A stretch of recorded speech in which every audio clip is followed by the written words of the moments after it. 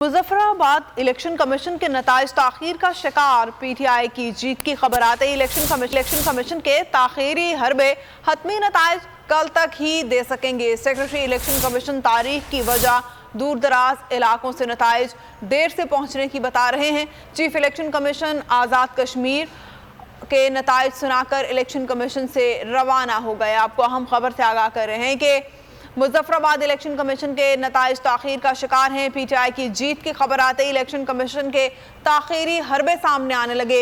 हतमी नताइज कल तक ही दे सकेंगे। सेक्रेटरी इलेक्शन कमीशन ताखीर की वजह दूर दराज इलाकों से नताइज आने को करार दे रहे हैं। Chief election commission Azad Kashmir दावत के नताइज सुनाकर इलेक्शन कमीशन से रवाना हो गए। जैसे ही तहरीके इंसाफ की जीत की खबर पहुंची, इलेक्शन कमीशन के ताखीरी हरबे सामने आने लगे हैं और ताखीर को उन्होंने दूर दराज नताइज से मौसूल होने की वजह करार दी है। उनका कहना है कि दूर दराज इलाकों से नताइज मौसूल होने में देर लग रही है, इसलिए कल तक ही नताइज दे पाएंगे। और ये फैसला सुनाकर चीफ इलेक्शन कमीशन नताइज देकर रवाना हो गए।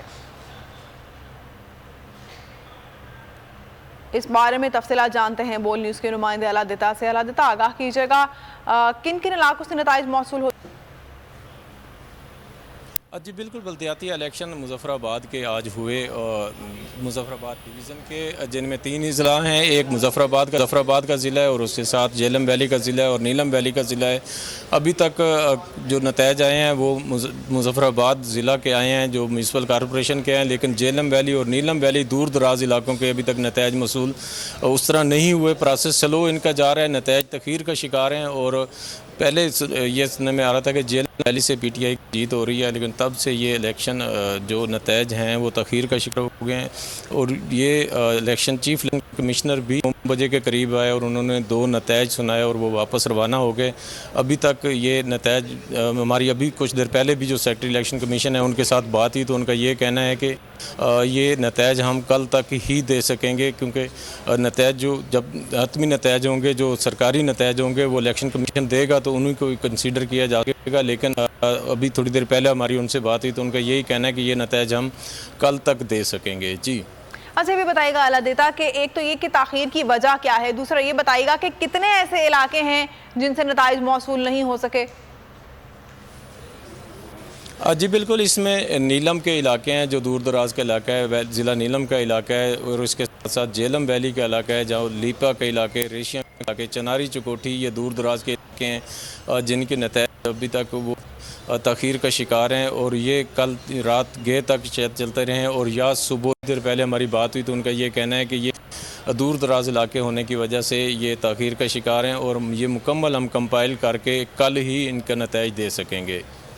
अलादिता, ये भी बताइएगा कि यहाँ पर तहरीक इंसाफ के कारकुनों का क्या रद्द अमल है। इलेक्शन कमीशन की जानिब से स्टेटमेंट दी गई है कि कल तक बताए जाएंगे।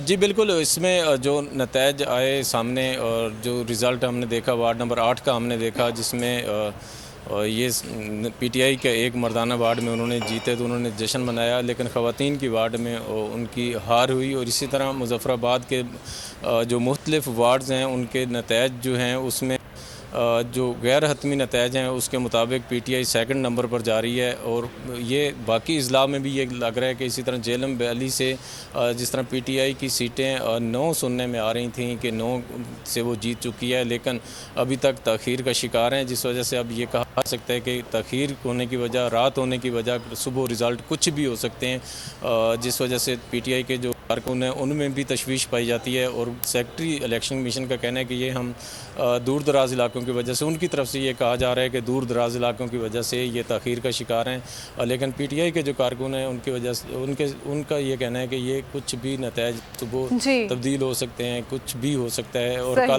कल का जो तखीर का शिकार किया जा रहा है इसमें नताइज दूसरे दिन कुछ भी बदल सकते हैं। दूसरे दिन नताइज को किसी भी तरह से बदला जा सकता है। इन खदशात का इजहार किया तहरीक इंसाफ के कारकुनों ने। बहुत शुक्रिया कर रहे थे।